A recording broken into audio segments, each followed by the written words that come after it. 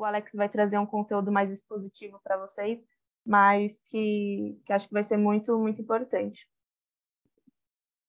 Bom, se alguém tiver alguma dúvida durante o papo que o Alex estiver falando, vocês podem deixar no chat, ou se quiser também levantar a mãozinha aí e abrir o microfone para perguntar, não tem problema, que ele vai super responder, tá? Podem ficar à vontade, que hoje é para vocês se desenvolverem, aprender, e vou estar aprendendo aqui com vocês também. Hoje eu vou ficar mais do lado do aluno também, para ouvir o que o Alex tem para dizer. Hoje nós temos a presença super especial do Alex, como eu já disse.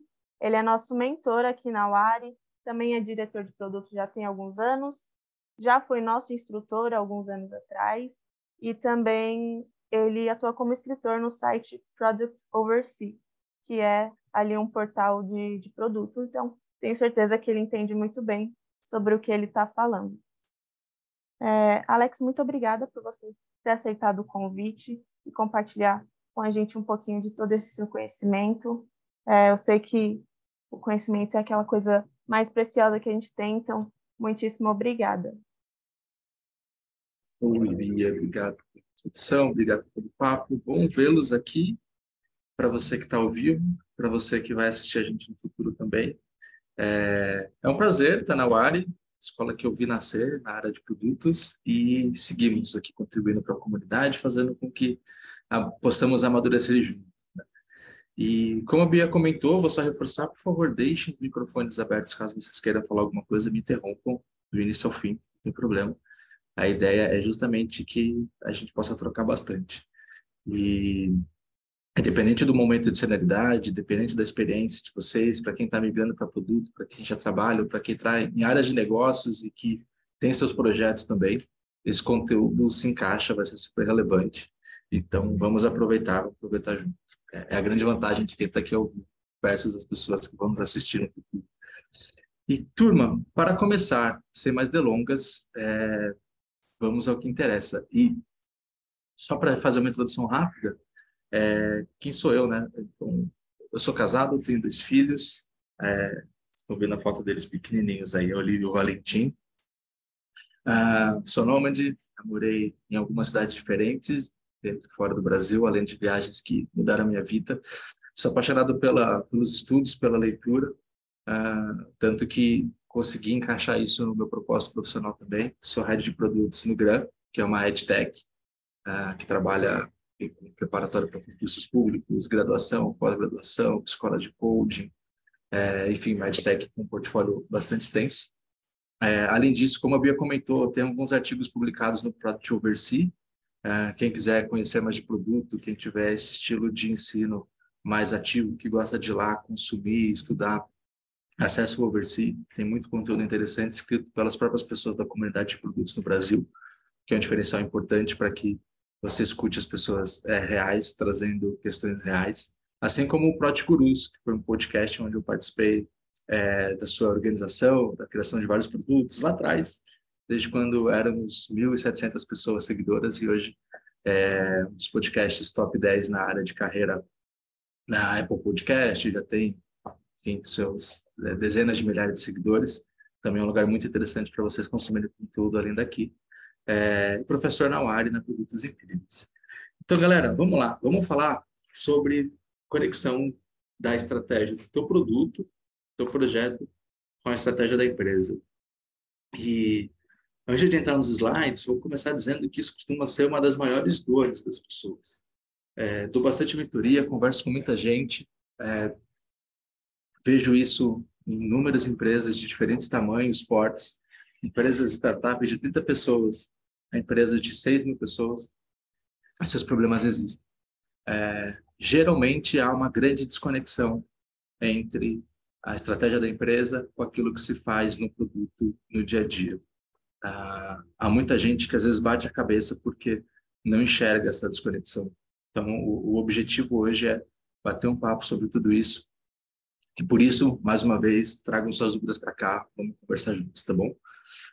Para que a gente possa falar da conexão do produto com a estratégia da empresa, é importante a gente entender, acima de tudo, como que diversas camadas da governança de uma empresa funcionam. Esse aqui é o modelo super generalista, que acontece em 95% das empresas, talvez com nomes diferentes, mas vocês vão entender que as estruturas são muito similares. E a gente precisa começar entendendo como é que a dinâmica corporativa funciona, para depois a gente descer isso para produto. E aqui a gente tem várias camadas. Vamos navegar no diagrama, tá bom, pessoal? Então, assim, lá em cima, no canto superior esquerdo, a gente tem fundamentos estratégicos, a famosa missão, visão e valores, né? Às vezes tem propósito, tem uns nomes mais bonitinhos para o que acontece aí, mas a gente tem fundamentos estratégicos.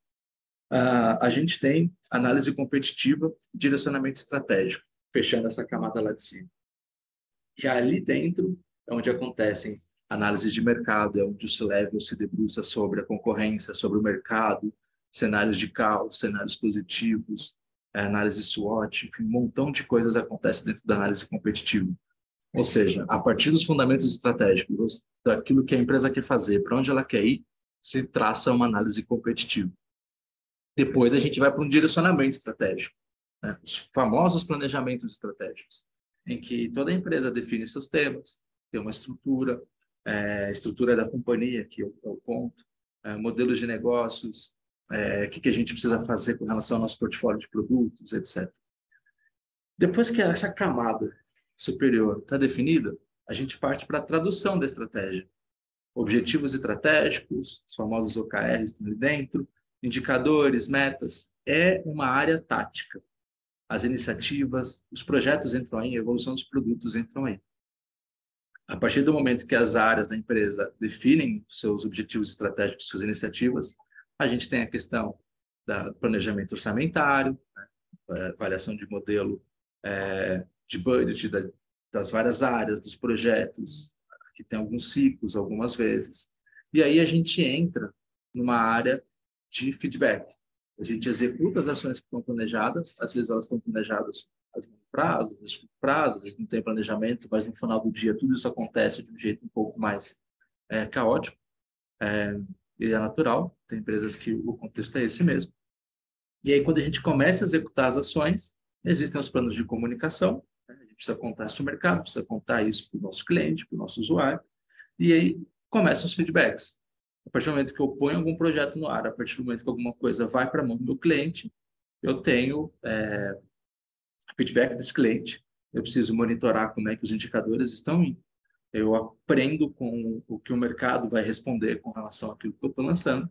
Isso aqui vira um ciclo, né? Ciclo de uso, ciclo de aprendizado, que vocês estão vendo aí, voltando para os objetivos estratégicos. E de vez em quando, de tempos em tempos, a camada superior da empresa olha para tudo isso e volta a refazer análises competitivas, a entender o cenário, saber o que muda, o que não muda, né? Isso aqui é um ciclo, né? Essa roda gira.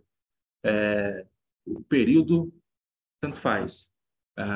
Tem empresas que fazem um planejamento mais a longo prazo lá em cima, e aqui tem um cascateamento anual. Tem empresas que não tem isso tão bem organizado, então fica voltando o tempo todo. O importante é que isso é um ciclo. Por que é importante a gente fazer essa leitura? Para que a gente entenda que lá em cima é onde está a estratégia da empresa. E a gente não muda a estratégia da empresa na área de produtos. A gente vai falar sobre isso muitas vezes. A gente muitas vezes contribui para a formatação da estratégia, né? A gente vai ver um diagrama de carreira daqui a pouco, para vocês verem que as pessoas mais cedas na área de produto, elas de fato contribuem para a construção da estratégia. Mas a equipe de produto, no final do dia, ou equipe de projeto, se você estiver nesse contexto de projeto, é uma equipe tática. Nós traduzimos a estratégia da empresa. Então, acima de tudo, é importante que a gente entenda qual que é esse direcionamento estratégico. A anotação de caderninho, assim, aquelas coisas que caem em prova. Qual que é a primeira coisa que uma pessoa de produto precisa fazer? É entender qual que é o direcionamento estratégico. Isso é top-down. A gente vai ver de novo, tem algumas pessoas que participam disso, mas a estratégia da empresa ela é top-down, ela tem muito mais contexto ali, né? É uma área que é uma área do planejamento estratégico, né, direcionamento estratégico, que envolve um montão de departamentos, que envolve várias ciências dentro da empresa. Então ali não é produto que define. Eu estou reforçando isso muito bem, porque a gente precisa entender que produto é uma área tática, que executa estratégia, que traduz a estratégia a partir de uma experiência digital, de um aplicativo, de um site, de alguma experiência. E a gente precisa entender qual que é o direcionamento estratégico. Então, o primeiro ponto é, se as pessoas de produto não entendem qual é o direcionamento estratégico, a primeira coisa que elas precisam fazer é perguntar, é ir atrás, é cobrar das suas lideranças para que fique claro qual que é essa estrutura da empresa, quais são os temas estratégicos do momento, quais são os modelos de negócio que a gente está trabalhando, quais são os produtos em destaque que a gente tem no portfólio, qual que é a proposta de valor que a empresa pretende colocar para o mercado. Só daí é possível a gente definir uma estratégia de produtos, ainda mais uma estratégia de produtos que vai dar certo, que vai funcionar. Então, a área de produtos é essa cola, é essa conexão entre o direcionamento estratégico e aquilo que a gente vai pôr na mão do nosso usuário. Super importante entender isso. E eu vou até fazer uma micropausa aqui para entender. Se alguém tem alguma pergunta, se alguém quer fazer algum comentário, está tudo bem. Porque esse entendimento é super importante. Nós estamos neste pedaço da governança corporativa, na tradução da estratégia. Então, se você não sabe, pode ser uma falha de comunicação da empresa, pode ser um problema de governança, mas como pessoa de produto, que está assistindo este material, seja ao vivo, seja gravado, agora você sabe que você tem que ir atrás dessa informação, então. Saia da caverninha de produto e busque a informação do direcionamento estratégico. Isso está projetado em algum lugar, isso está em algum PPT, isso está numa Culture Rocks, sua liderança precisa saber. Então, você, como pessoa de produto, saiba qual é esse direcionamento estratégico. Só daí o restante vai fazer sentido. Tudo bem até aqui, galera que está no ao vivo com a gente? Façam reações, aquelas Perfeito. palminhas, né?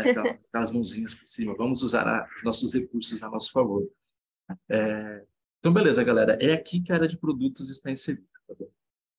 A partir daí, vale a pena a gente entender, dentro do seu papel, onde que você se encaixa. Como eu falei, né? Existem várias senioridades dentro da carreira de produto. Então, eu trouxe aqui um diagrama do Diego Eis para que a gente possa fazer essa reflexão. Quanto mais sênior for a sua posição, mais você participa do contexto estratégico da sua empresa. E aí mais autonomia sobre isso você vai ter. E quanto menos sênior é a posição, é natural que ela tenha uma participação mais tática, que ela receba esses direcionamentos estratégicos e trabalhe em cima dele, num contexto mais localizado. Então, no eixo vertical, a gente tem um contexto de autonomia, né, dessa posição, e ali no eixo horizontal a gente tem a atuação, onde que a pessoa gera impacto na empresa. Carreira de produtos é essa que está na tela, né? A posição de entrada é de APM, Associate Product Manager, uma vaga ali como se fosse o equivalente a um trainee em outras posições. Aí você vai alcançando o nível de senioridade como Product Manager, você passa a ser líder de outros Product Managers quando você assume a posição de GPM, ou seja, um grupo Product Manager. Aí você atinge posições de head, diretoria, C-level. Isso vai depender de cada empresa tem algumas nomenclaturas para chegar lá em cima. O ponto é que é isso. Quanto mais hierarquicamente você tiver percorrido, mais vai ser o teu contexto de participação na definição da estratégia. Tá bom? E mais importante vai ser o seu papel de descer esse direcionamento estratégico para as pessoas que estão ali.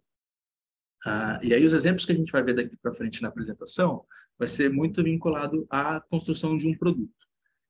Então, sempre partindo do princípio que nós sabemos qual que é o direcionamento estratégico. Se você não sabe, quem está em cima de você nessa escadinha aqui que a gente está mostrando na tela, precisa te contar. Tá bom? Então é isso. Se incomodem bastante e vão atrás desse direcionamento estratégico para daí o teu produto conectar tudo isso. Uma frase que pode mudar a vida das pessoas de produto. Mudou a minha lá atrás e eu gosto de refraseá-la sempre. Produto traduz a estratégia da empresa. Beleza? Então é isso que a gente faz. A gente traduz a estratégia da empresa enquanto a gente gera valor para o nosso usuário, seja lá de qual segmento que você for. Então, quando a gente conseguir fazer essas duas coisas, a gente está fazendo um bom trabalho de produto. É sobre isso que a gente tem que ser avaliados. Consigo entregar a estratégia da empresa ao mesmo tempo que eu transformo a vida das pessoas que estão usando o meu produto. Se eu conseguir fazer as duas coisas, pronto. Aí a gente tem disrupção, aí a gente está fazendo um bom trabalho. Então, pessoal, partindo desse princípio, como é que funciona a definição de produto. Em cima, né, nos itens 1 e 2, a gente tem a visão e estratégia do produto. A visão e estratégia do produto não são a visão e estratégia da empresa, elas são essa conexão, quando a gente consegue conectar a visão do nosso produto à estratégia da empresa. Com isso, a gente define qual é a estratégia e a entrega de valor, e é muito comum que as empresas trabalhem com OKR. Então, dentro do universo de produto, esses itens 1 e 2 estão num contexto estratégico de produto. E a gente tem a entrega do produto, né? A gente tem a ideação de soluções, a gente organiza roadmap, story map, nosso backlog de maneira geral, e a gente entrega isso e coloca isso na mão das pessoas. É assim que a gente gera valor. É muito importante trabalhar com Discovery, tem conteúdos interessantíssimos na Vale sobre isso, eu dou aula de Discovery, enfim, eu sou uma pessoa que, inclusive, lá no Project Oversee eu tenho textos de Discovery, um deles foi um dos top 3 mais lidos no site no ano passado, então acessa lá, dá uma consumida, porque é importante. Porém, no final do dia, a gente entrega valor quando entrega o produto. Então, é importante a gente fazer Discovery para poder chegar no melhor produto possível, mas a nossa entrega de valor, ela está geralmente quando a gente entrega um produto. Salvo discoveries que a gente faz e consegue invalidar uma puta ideia que parecia incrível para a empresa, mas a gente descobre que não seria bem assim. Então, são os casos raros que a gente consegue gerar valor não entregando alguma coisa. Bom, e aí como é que funciona a construção do produto? A gente tem uma visão, ou seja, por que que aquele produto existe. A gente tem uma estratégia do produto, que é como eu vou entregar essa visão. E aí a gente tem a entrega, que basicamente é o que esse produto faz, o que esse produto é, ou o que é uma funcionalidade dentro de um produto mais complexo. E é muito natural, vou voltar aqui alguns passos, é muito natural nessa construção de carreira, a PMs, PM Júniors, até mesmo PMs plenos, muitas vezes, estarem conectados e desenvolverem funcionalidades dentro de um produto. Que, inclusive, vão ser alguns exemplos que a gente vai ver mais para frente. E eu tenho um bônus aqui para mostrar de um planejamento mais macro, né, de um produto inteiro dentro de uma empresa. Mas é muito comum que APMs, júniores e plenos estejam trabalhando em funcionalidades dentro de um produto maior. Mas esse contexto é o mesmo. A sua funcionalidade está dentro de um porquê, porque aquele produto existe, você vai trabalhar com uma parte dele. Aí você precisa definir uma estratégia, ou seja, como eu vou saber que eu estou entregando aquela visão, que números que eu vou perseguir para confirmar que eu estou entregando aquela visão, e a gente tem o quê, que é a funcionalidade propriamente dita, a experiência do usuário, aquela tela. Parênteses, agora meu filho mais novo está chegando, então é muito comum que vocês escutem gritinhos, barulhos, coisas de crianças que se popularizaram no home office. Então, a qualquer momento ele aparece por aqui. E aí, produtos entra no topo dessa pirâmide, né? O nosso produto, o nosso desenvolvimento, ele vai aparecer justamente no topo da pirâmide. A entrega está aqui em cima. Mas a gente precisa pensar nas outras duas coisas. E esse é um trabalho importante de produto. Então, quando eu tenho a minha visão de produtos e quando eu tenho a estratégia do meu produto, eu parto do princípio que eu estou fazendo essa conexão com o direcionamento estratégico da empresa, que a gente viu lá nos primeiros slides. Criando uma visão de produto. Então, aqui eu vou apresentar algumas técnicas de como a gente faz isso, do porquê que isso é importante, e vou trazer alguns exemplos. Claro que isso aqui é conteúdo relevante, mas a gente tem só 1 hora de talk, então ele vai ser super resumido. Convido vocês a pesquisarem mais e consumirem outros conteúdos a respeito disso. Mas também, se quiser marcar mentoria, se vocês já são alunos da UARI, eu estou lá com as agendas abertas dos mentores, a gente pode conversar um pouquinho mais sobre isso, sobre procurar no LinkedIn também, que a gente vai batendo um papo. O melhor possível para os próximos 30 minutos que a gente tem aqui no bate-papo. Em resumo, tecnicamente, o que é uma visão de produto? A visão de produto é alguma coisa, veja bem, é alguma coisa. Existem muitos frameworks para você desenhar, escrever a visão de produto, mas o artefato, ele não é o mais importante, embora vocês precisem usar artefatos para poder alinhar com as pessoas essa visão de produto. Mas no limite, no final do dia, é aquilo que descreve o futuro que se pretende criar. Okay? A visão de produto é alguma coisa, é um artefato, é uma frase, é um slide que comunica o que se pretende atingir. Okay? Então, quando estivermos falando de visão de produto, é isso. É algo que você escreveu, que você alinhou, que você rodou pela empresa com seus principais stakeholders e registrou isso. E as pessoas estão alinhadas, as pessoas sabem o que é a minha visão de produto. E você, no dia a dia, nas suas plannings, né, nas reuniões com o time de desenvolvimento, naquilo que for o mais tático possível daquilo para com quem está desenvolvendo o produto, você vai lembrar isso todas as vezes. Galera, essa aqui é o direcionamento estratégico da empresa. Dado isso, essa aqui é a nossa visão de produto. E a gente vai fazer essa funcionalidade incrível aqui, porque está conectado com isso e com aquilo, e a métrica que a gente pretende atingir é aquela.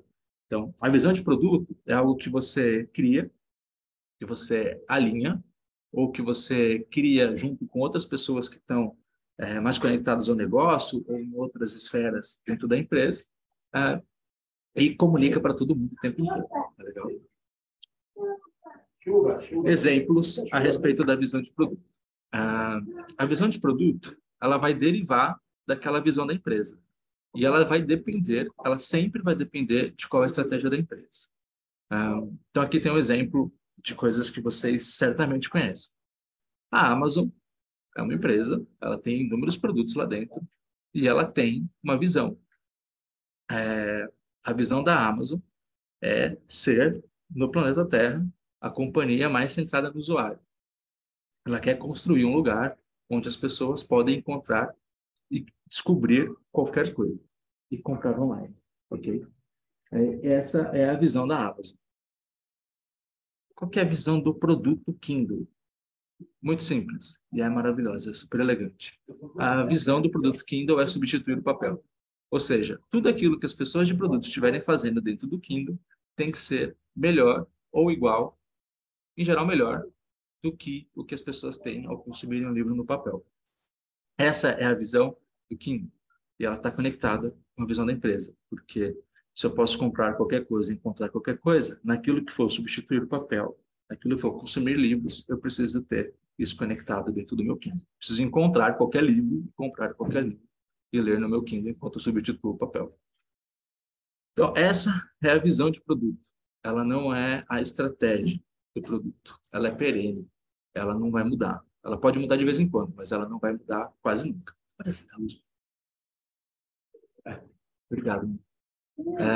Então é isso. Essa é a visão de produto. Tudo bem até aqui? Alguém quer comentar? Vou colocar à disposição de vocês para tirar dúvida. Senão eu vou tocando. Beleza, turma. Então, pegando como exemplo aquele aplicativo roxinho do mercado financeiro que todo mundo conhece. Para exemplificar aqui um pouco desses exemplos. Todo mundo conhece o Nubank. Todo mundo sabe, enfim, acompanha a coisa do Nubank. Dentro do contexto Nubank, existe a Nuconta. Imagine que você é um dos PMs que trabalha na Nuconta, né? Na conta corrente no Nubank. Ou seja, você não está trabalhando no cartão, você não está trabalhando os seguros, a parte de cripto, nada disso. Você trabalha na Nuconta. É você, PM, que recebe todos os direcionamentos estratégicos do Nubank que a gente viu lá em cima. Um exemplo do que você poderia escrever como visão de produto, sendo um PM, uma pessoa que vai trabalhar na funcionalidade de poupança, entre aspas, que o Nubank lançou, poderia ser transformar os brasileiros em poupadores, ao invés de gastadores.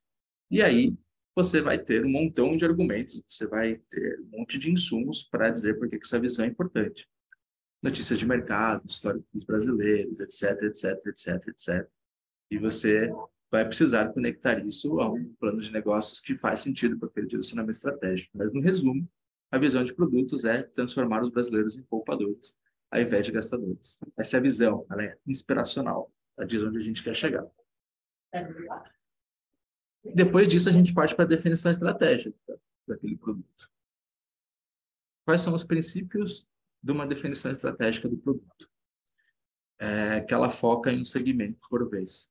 Você pode ter expansão de Product Market Fit, mas isso é um assunto para um outro talk. O ponto é que quando você faz uma feature, você tem um segmento. Você busca um segmento. Você tem que fazer um público-alvo.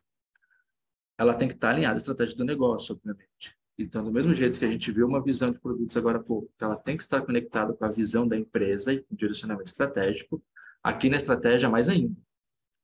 O meu segmento tem que ter relação com aquele direcionamento estratégico que o modelo de governança me diz. Ela tem que estar alinhada com os números que a empresa está buscando.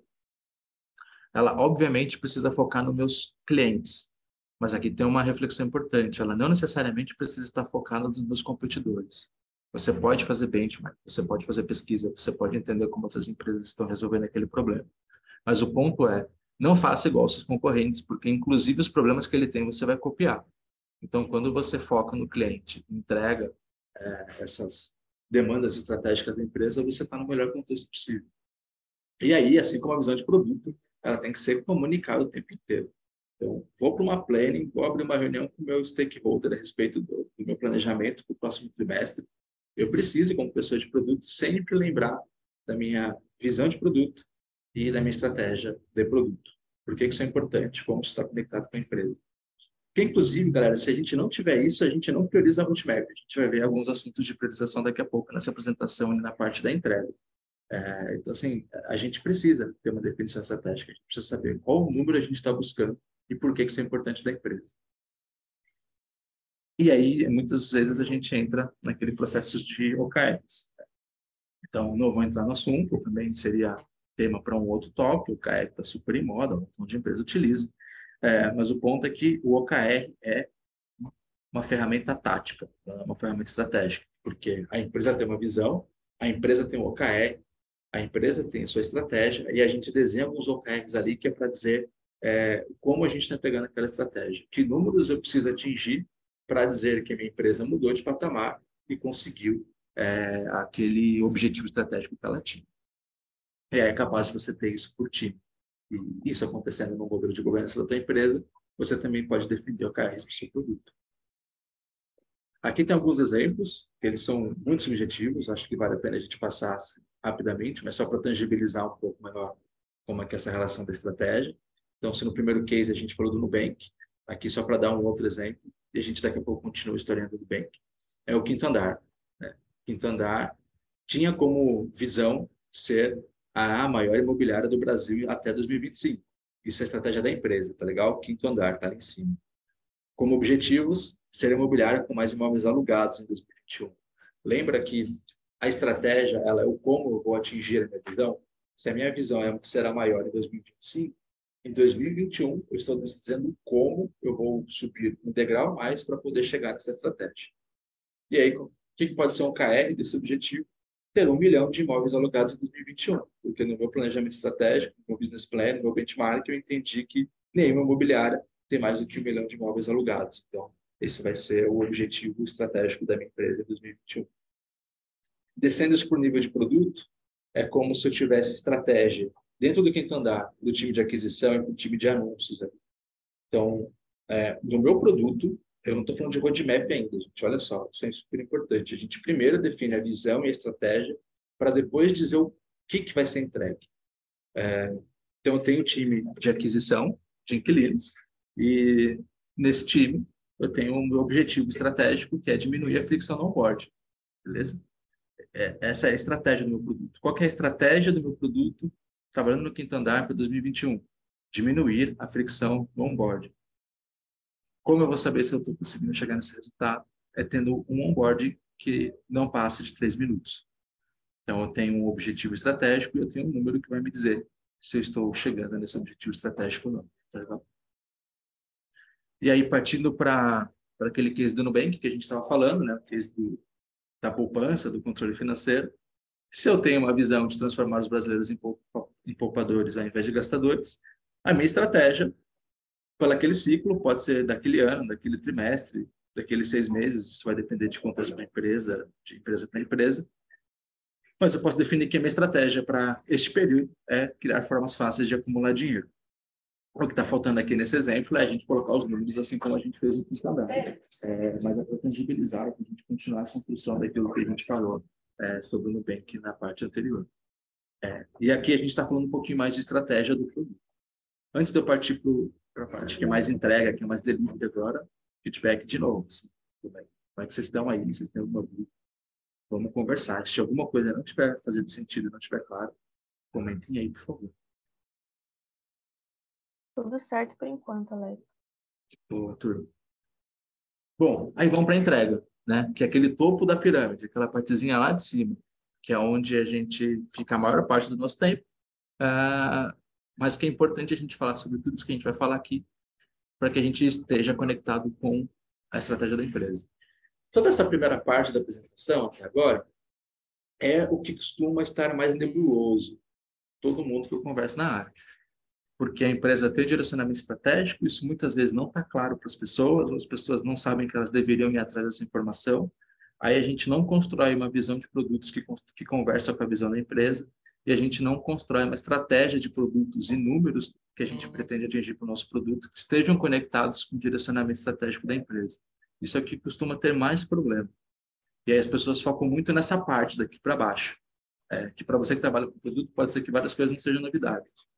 Mas o ponto é que, para tudo fazer mais sentido do que tem hoje para você no trabalho, é a gente percorrer essa esteira. É quando você tiver agora, final de quarta, né? Faltam 2 semanas para terminar o quarta, você vai entrar no próximo. Antes de você fazer o roadmap do teu produto, dá uma olhada, vê se você não consegue começar uma conversa de visão de produto, definir uma estratégia para o seu produto, para depois entrar no roadmap. O roadmap é o que a gente vai ver daqui para frente, assim, mas é a última parte.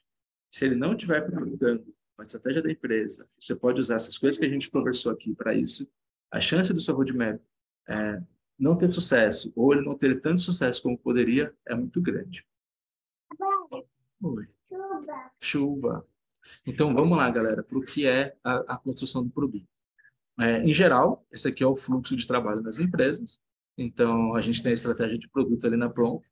Ela está sendo retroalimentada por outros escopos, outros lançamentos que você fez no seu produto, mas também por toda essa construção de visão e de estratégia de produtos conectados com a empresa.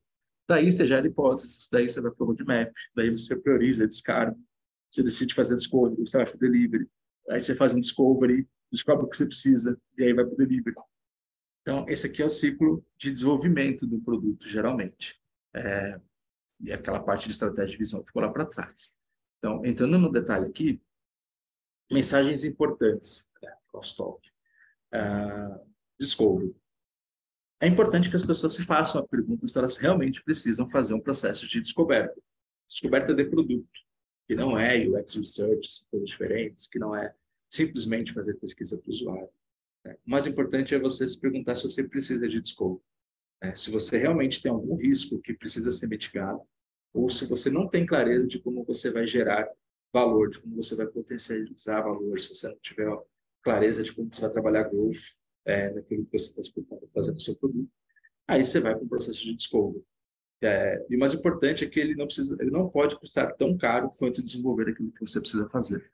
Mas para deixar isso um pouco mais tangível, vamos falar rapidamente sobre discovery. Discovery é você avaliar o que é valor percebido versus o risco. É assim que você vai dizer se você precisa fazer discovery ou não. Então, assim, quais são os 4 riscos do case? Valor? Será que meus clientes vão comprar? Usabilidade? Será que eu estou entregando a melhor experiência para o meu cliente? Execução? Será que o meu time dá conta de desenvolver isso que precisa? E de viabilidade? Será que isso é importante para o meu negócio agora? E aí você tem valor percebido, que basicamente é um monte de coisas subjetivas ou alguns números que vão te dizer se aquilo faz sentido para o seu negócio ou não, se para o teu usuário também tem valor percebido ou não. E aqui tem uma técnica, vocês podem também encontrar muito mais conteúdo sobre ela, que é do Canvas de priorização de cotas, em que ele sugere o seguinte: se eu tenho muito valor percebido, ou seja, parece que faz muito sentido eu fazer aquela funcionalidade, por N motivos, e o risco é baixo, ou seja, o quadrante 2, alto valor percebido e risco baixo, eu tenho que desenvolver, entregar e ver o resultado daquilo. Um discovery não pode durar um mês se uma funcionalidade leva um mês para ficar pronta. Se você leva um mês para fazer pesquisa, leva um mês para desenvolver, é muito mais rico você desenvolver e colocar algum produto real nos seus usuários e coletar os feedbacks do que você ficar um mês fazendo pesquisa, que você vai ter sempre uma base amostral e essas conclusões vão ser qualitativas. Então, alto valor percebido, baixo risco, faz. Alto valor percebido e muito risco, aí vai para Discovery. É só neste lugar que você coloca as coisas em Discovery. Quando algo tem muito valor para a empresa e para o usuário, só que tem um risco alto. Risco, também existem muitas formas de você avaliar risco, mas basicamente foca em algum desses 4 do Smart Game. Tem muito risco do meu usuário não comprar, produto novo, o mercado não está familiarizado com ele, beleza. Tem muito risco de eu não estar entregando a melhor usabilidade para o meu usuário? Pode ser, então eu vou fazer pesquisa de usabilidade. Meu time não sabe como desenvolver alguma coisa. Isso é um risco, e que geralmente a gente não fala que cabe discovery. A gente não está muito nessa conversa. Mas tem muito discovery para fazer aí. Eu digo a gente no sentido de comunidade de produto. Tá? Então, assim, tem algo com muito valor percebido, mas meu time não sabe como desenvolver, põe discovery, põe POC, prova de conceito. Deixa o seu time estudar antes de desenvolver alguma coisa. Então, isso é discovery também. Discovery da execução. Agora, se alguma coisa tem baixo valor percebido, aí você já precisa pensar 2 vezes. Baixo valor percebido com pouco risco, você pensa, você planeja fazer aquilo em algum momento. Geralmente você não deveria construir, mas é muito comum que produtos internos, sistemas internos estejam aqui. Ou seja, tem baixo valor percebido para o usuário, também não tem risco para o seu usuário, e aí é sempre difícil competir com essas coisas. Então, em geral, é importante que você construa, se a sua empresa não tem, você pode sugerir uma construção de um time de produtos internos ou um escritório de projetos para poder atender essas demandas que são importantes para a empresa, mas que geralmente é difícil de priorizar por conta do valor percebido. Agora, coisas com baixo valor percebido e alto risco, pare de discutir, não tem desculpa, não tem nada, desprioriza isso do seu roadmap. Tudo isso para a gente falar na parte de entrega, a respeito de alguma coisa que você precisa ou não fazer discovery. É muito comum que algumas entregas passem por discovery, mas antes de você sair fazendo o processo de discovery, pense se você precisa realmente fazer esse processo. Ok, vamos para o delivery. Indo para o delivery, aí você precisa construir os seus requisitos. Existem várias formas de fazer. O Story Mapping é uma queridinha da área de produto, em que basicamente você faz brainstormings, você constrói o teu produto de maneira colaborativa. Você pode ou não usar o framework do Story Mapping. Como aqui é um talk curto, novamente, assim, eu dou o nome aqui para vocês poderem pesquisar um pouquinho mais depois de como ele funciona. Mas a questão é, você, pessoa de produto, quando vai construir um produto novo, uma funcionalidade nova, é muito importante que você pense em processos colaborativos, você envolva diversas áreas da empresa, garantindo que você vai ter o foco primeiro no seu usuário, e depois nos interesses da empresa, que você consiga ter uma visão global mais próxima do todo na tua empresa, avaliando dependências, avaliando outros sistemas, descobrindo quais são os riscos, enfim, você precisa ter uma visão global de onde aquela funcionalidade está inserida dentro da companhia e você precisa priorizar o que vai ser feito primeiro, o que é o must-have do seu produto, o que é nice to have, poderia fazer depois. É super importante você ter mecanismos para fazer essa priorização. E aí, falando em priorização, a gente vai entrar em mais alguns detalhes depois que a gente fala um pouquinho de roadmap, que é super importante, é um dilema para muitas pessoas de produto. Roadmap. Roadmap é o momento em que você organiza e faz o fasamento das suas ideias. O roadmap, por si só, ele é uma ferramenta de visualização. É um lugar onde você coloca as coisas para que as pessoas envolvidas na companhia possam saber aquilo que está planejado. Mas tem técnica para montar o roadmap também. E esse aqui é o conceito mais importante de todos. Independentemente se você está organizando o roadmap com datas mais definidas ou com datas menos definidas, se você faz um grande cronograma no final do dia, ou se você trabalha por quartas com um conjunto de entregas, o mais importante é o conceito por trás do now, do next, do later. O que é o now? Dado o teu contexto, dado aquilo que é possível na tua empresa, você tem algo para ser feito agora. No portfólio de produto, você tem várias linhas de coisas que estão sendo feitas agora. O que é o mais importante para a pessoa de produto perceber? Que no now, eu preciso ter um foco muito granular, eu preciso saber das coisas que precisam ser feitas no detalhe. Se alguma coisa precisa entrar em desenvolvimento, mas eu não tenho detalhe, ela vai para o next. Ela precisa ser refinada. Se é uma demanda de um time interno, eu preciso ir lá conversar com essas pessoas para que a gente possa transformar o escopo em algo muito granular, para que seja específico, para que seja possível desenvolver requisitos técnicos e desenvolver telas a respeito daquilo. Se eu tenho só uma ideia, e essa ideia não tem nenhuma granularidade em sua descrição, eu preciso refiná-la melhor. Então, ela não pode ser feita agora. Esse é o ponto do roadmap. Ela não pode ser feita agora. E aí, infelizmente, talvez eu não esteja entregando a estratégia da minha empresa porque eu não tenho isso. Então, a gente corre para ter. E quando você estiver pensando no now, este escopo granular, tem que estar muito amarrado com aquilo que a gente definiu como estratégia de produto e, consequentemente, como estratégia da empresa. Eu preciso garantir que as funcionalidades, que qualquer detalhe que eu esteja fazendo aqui no now, esteja endereçando aqueles objetivos estratégicos. E é muito, muito, muito, muito comum a gente esquecer disso ao longo do processo, né? Porque são meses depois do planejamento, a gente não costuma entrar na ferramenta de OKR todo dia, deveria, mas não é capaz de que a gente não faça. O redemoinho do dia a dia, as priorizações que vêm de voadora, elas atrapalham muito o nosso processo. A gente poderia aqui ter um outro talk só sobre construção de roadmap, mas para esse talk de hoje, que é sobre conexão com a estratégia, o mais importante é a gente pensar no now. Esse escopo granular, esse escopo muito focado, meu público-alvo, o que eu espero com aquelas funcionalidades do now, precisam estar conectadas com o direcionamento estratégico que a gente viu nos slides anteriores. Senão, nada faz sentido. Se você já trabalha com produto, se você está aqui porque você está sentindo alguma dor a respeito dessa conexão com a estratégia, se você tem esse sentimento, não tem problema. Você pode pegar todo o roadmap que você tem agora e refazer as priorizações desse roadmap, desse backlog, a partir das lições aprendidas aqui nesse bate-papo. É importante, você deve fazer isso. Se você não sabe qual é o direcionamento estratégico, vai lá e pergunta, pede, aproveita que finalzinho de quarto, sabe? O que a empresa está planejando para o próximo quarto? Eu quero saber. Tem uma coisa muito importante. Isso não é só para pessoas de produto, é para qualquer profissional. Todo bom profissional quer saber para onde ele está indo. Ele quer ter uma visão de médio e de longo prazo. Todo bom profissional quer saber por que ele está ali. Então, você vai ser uma boa pessoa, você vai ser bem visto na empresa se você for atrás desse direcionamento estratégico. Isso também vai te dar empoderamento, você vai começar a discutir com as pessoas assuntos mais interessantes. E aí você pega todo esse roadmap e faz uma reavaliação, se ele de fato está conectado com os OKRs, se ele está conectado com os números que você precisa atingir, se existe uma hipótese do porquê fazer a funcionalidade a respeito do direcionamento estratégico. Se eu fizer a funcionalidade A, existe alguma hipótese de qual número eu deveria alcançar para saber se ela teve sucesso ou não? Para saber se eu estou mexendo em algum indicador da empresa? É isso que a gente precisa fazer. E aí, voltando para aquele case do Nubank, a gente tem um produto de controle financeiro, cuja visão é transformar os brasileiros em poupadores ao invés de gastadores, na qual a estratégia é criar formas fáceis de acumular dinheiro.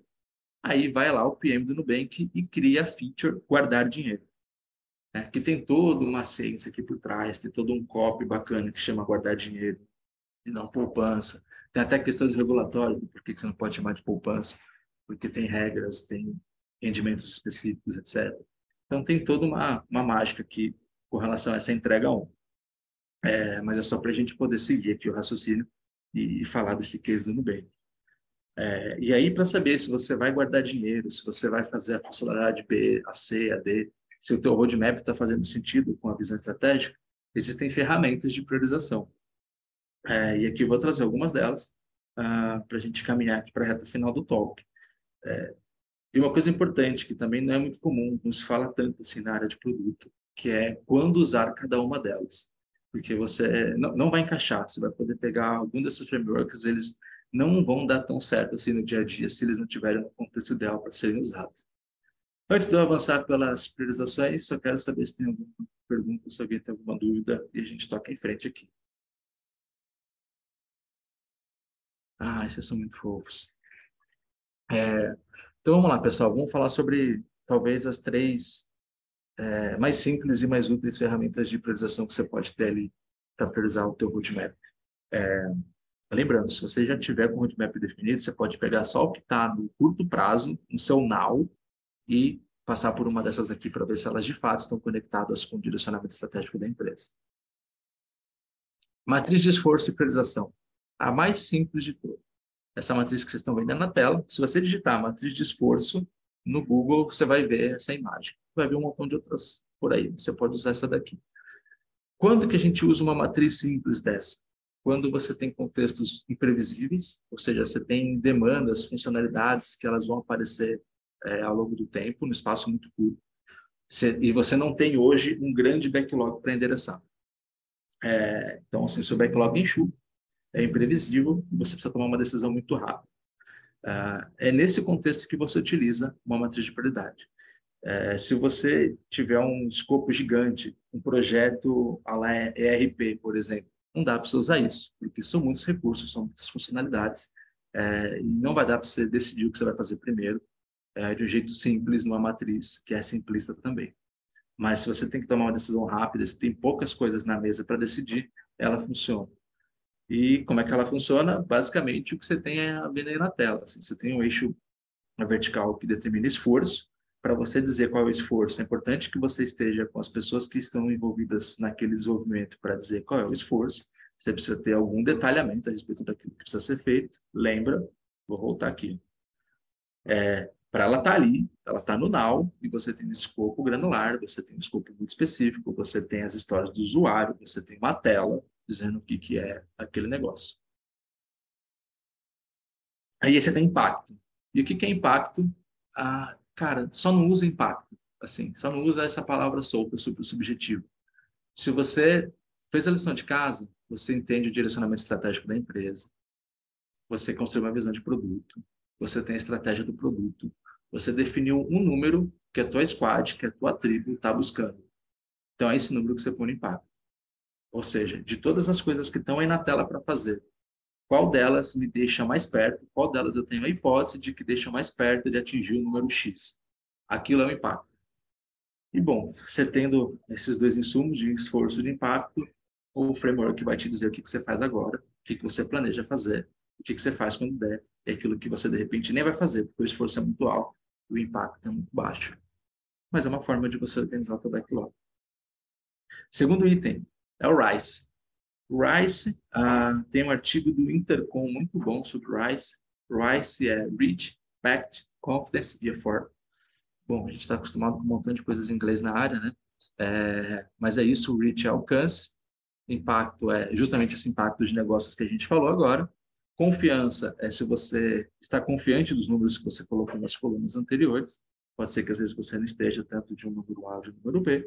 E esforço é literalmente o esforço para desenvolver aquilo. Daí, o RISE ele é importante para contextos com alguma previsibilidade. Ou seja, se na matriz eu estou pegando contextos super caóticos, no RISE eu tenho sim alguma previsibilidade. Eu tenho um conjunto de várias coisas que um dia foram mapeadas, que um dia me pediram e que eu preciso desenvolver. Então, funciona bem para escopos maiores, para backlogs maiores. E aí você usa os dados que você tem naquele momento para priorizar o RISE. É comum alguns PMs assim buscarem um contexto perfeito, ele nunca vai existir. Então, é isso. Usa o que você tem de dados agora para tomar uma decisão, para fazer uma priorização. E se você também não está confiante, conversa com mais algumas pessoas, saia sempre da caverninha de produto, para você ter insumos, para você entender qual é o contexto, por que alguém pediu aquilo. Isso vai te ajudar a tomar decisão nessa priorização. E aqui tem um modelinho do RISE, exatamente como está no site, tem um artigo muito bom do Intercom. Inclusive, você pode baixar uma planilha que já tem esses formatinhos prontos para você utilizar.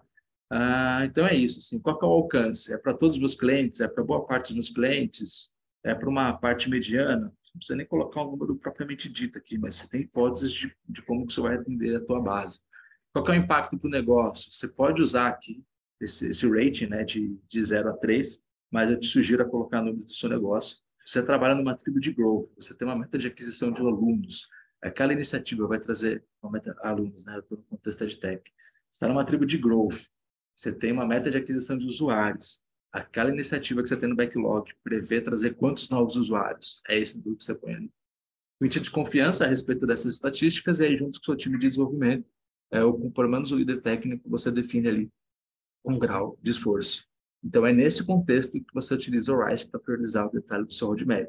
Se você usar bem o impacto, se você usar bem o alcance, e se você tiver definido uma estratégia de produto, A chance de você estar conectando o teu backlog com a estratégia da empresa é muito grande. E aí tem o Moscou, que já é uma técnica completamente diferente das demais e que é ideal para projeto, para coisas mais previsíveis, idealmente para aquilo que tem um escopo mais fechadinho, tem começo, meio e fim. Ele funciona bem para backlogs muito grandes e ele é necessário que você tenha muito alinhamento com o stakeholder. Por que você precisa ter muito alinhamento com o stakeholder? Olha esse quadrinho aqui do lado, né? A técnica consiste em você categorizar todo o teu backlog, todo o teu roadmap, naquilo que é must have, ou seja, é essencial para o teu produto funcionar, para ele ter um mínimo de valor e ser utilizado. Você categoriza coisas com should have, ou seja, tem que ser incluído para que o seu produto esteja completo, não significa que vai ser a primeira coisa que você vai fazer. Aí já tem o could have, é o mais famoso nice to have aí, corporativo, né? Pô, seria legal se tivesse. Ou seja, isso pode ser feito ao longo do tempo. Pode ser útil, mas não é fundamental para o seu produto existir. E aí, por que você precisa de muito alinhamento com o stakeholder? Além dos itens acima, o want have. Ele é bom para aquelas reuniões de inception, para aquele começo de projeto, para vocês definirem juntos o que o seu produto não vai ter. Está muito conectado com outras técnicas, né? Tipo, o não é, faz, não faz, etc. Então, é aí que entra o want have, o que o meu produto não vai ter. E aí, de novo, você precisa ter bastante escopo, você precisa ter muita previsibilidade do que vai acontecer, você não pode ter mudança de incluir itens novos toda hora, porque senão você não vai conseguir fazer isso aqui o tempo todo. E você vai fazer bastante alinhamento com seus stakeholders para garantir que está todo mundo alinhado em cada uma dessas categorias. Aí você categoriza, prioriza, começa fazendo o must-have. Dica importante, numa conversa que a gente teve hoje, inclusive na empresa. Quando eu sei que eu estou perdendo a mão, né, nessas coisas todas. Quando o seu must-have ele está com mais de 60% do escopo todo do projeto. Se você tem 60% ou mais do seu esforço ou do escopo do teu projeto em must-have, é porque não está must de verdade. Talvez você possa enxugar um pouquinho mais e colocar as coisas num could ou num should-have. Pensa que o must-have é aquilo que é essencial para o produto existir. Você conseguiria rodar, você conseguiria gerar valor, impacto para o negócio se você tivesse só o must-have. É a história do MVP, aqui no caso, você usa essa técnica para aqueles MVPs grandões demais. Bom, gente, aí para fechar, aquelas frasezinhas de impacto autoral minha, em que é importante a gente lembrar que a área de produtos tem a missão de tangibilizar a estratégia da empresa e gerar valor na mão do cliente para resolver uma dor real. Então, isso é super importante, né? É por isso que a gente faz tudo que nós fazemos, para gerar valor para a empresa e transformar a vida das pessoas. Então, essa é a minha mensagem final.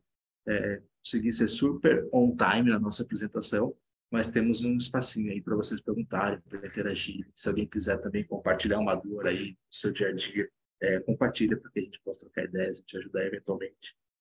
Mas é isso, gente. Muito obrigado pelo papo. Foi bom estar no contexto ao ar de novo e contem comigo. Vamos conversar um pouquinho agora. Arrasou, Alex. Alex! Oh, desculpa, não levantei a mão já. Imagina, pode falar. Boa tarde, quase noite a todos. Aqui meu nome é Júnia. Tenho o prazer aí de trabalhar com a Alex atualmente no GRAM. E trouxe para esse momento aqui também a Ana Flávia e o Aloísio. A gente não está na área de produtos, a gente está na área de projetos, mas a gente tem participado de uma mentoria aí, principalmente eu, a Ana e o Aloísio não, mas eu e uma outra colega de trabalho, para a gente entender aí as melhores oportunidades aí dentro do que a gente vem atuando na área. Então, na verdade, eu quero agradecer pelo convite, tá? E assim, agradecer por todas as informações que foram compartilhadas. Hoje a gente falou sobre essa priorização aí do Moscou, e aí a Ana Luísa até vieram, porque eu falei assim, olha, tem um negócio que bacana, que vai servir para projeto também, que o Alex comentou, e que a gente vai conseguir se organizar de uma forma diferente nesse projeto robusto que a gente tem, que entende que é tão importante. Então, acho que as informações foram muito relevantes, isso vai facilitar todos os próximos passos que a gente tem aí com o board que a gente já criou, com todas as atividades que estão mapeadas lá para a gente conseguir organizar isso e priorizar de uma forma diferente. Então, obrigada, gratidão aí a você, Alex. Obrigado, Júnior, pelo carinho de me tolerar até quando você não precisa. É um Oh, toque fora da empresa. imagina!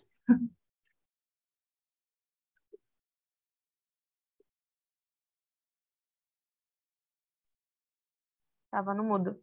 Mas, gente, aproveitando aqui a dúvida que a Mari trouxe no chat, ela perguntou se a apresentação aqui vai ser compartilhada, porque ela chegou um pouquinho tarde. Mas para ela e para quem não conseguiu acompanhar todo o episódio, a gente vai estar disponibilizando essa gravação lá no YouTube, tá bom? Então, acredito que amanhã já esteja disponível.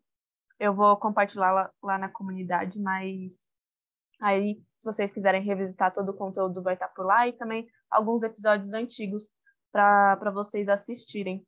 Mas foi muito bom esse episódio, Alex. Aprendi muita coisa nova. Muito obrigada. É muito bom aprender de uma pessoa que vive no dia a dia o que está falando, né? Então, dá para ver que a pessoa realmente entende ali do assunto. Muita coisa realmente nova para mim, então não vou conseguir trazer nenhuma dúvida, porque eu até preciso estudar um pouquinho mais, aproveitar ali os cursos da UARI. Mas realmente, muitíssimo obrigada. Gente, alguém tem mais alguma dúvida sobre o tema, sobre alguma coisa do evento? Enfim, fiquem à vontade para perguntar.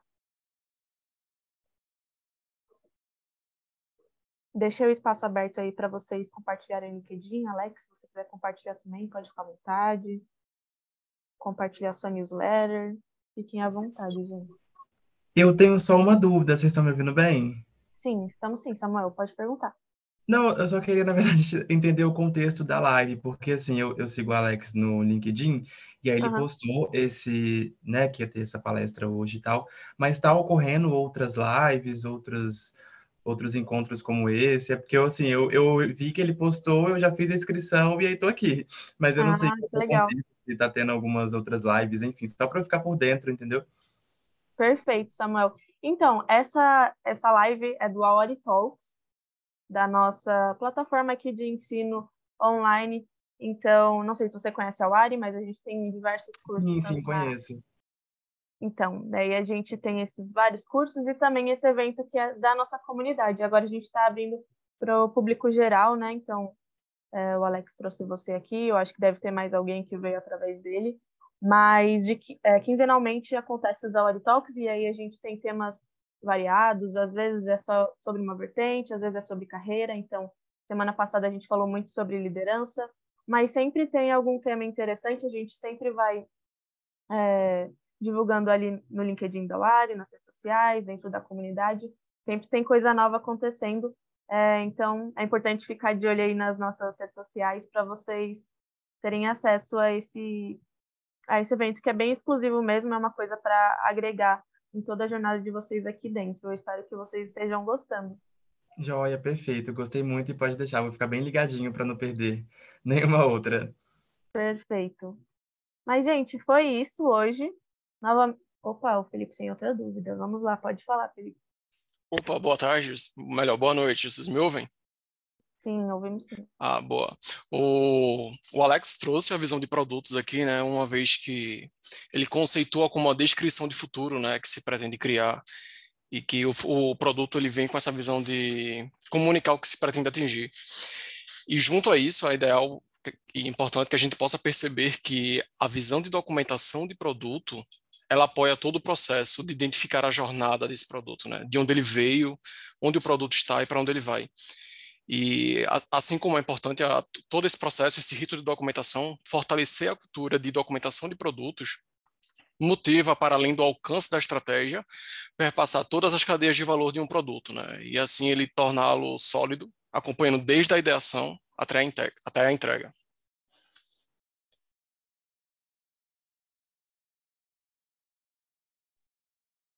Arrasou. Quer falar alguma coisa sobre, Alex?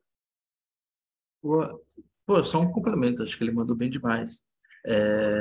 Concordo com a documentação, assim, pessoa de produto tem como uma daquelas obrigações ser organizada. E aí a documentação são artefatos. Então, não se cria cultura se a gente não tiver artefatos. E essas coisas documentadas vão servir para que a gente possa compartilhar com as pessoas. E de uma maneira, às vezes, mais passiva e outras vezes mais proativa. Mas é super importante a gente ter disso. Boa. Mais alguém com dúvida? Eu acho que eu vi uma mãozinha levantada, mas sumiu aqui.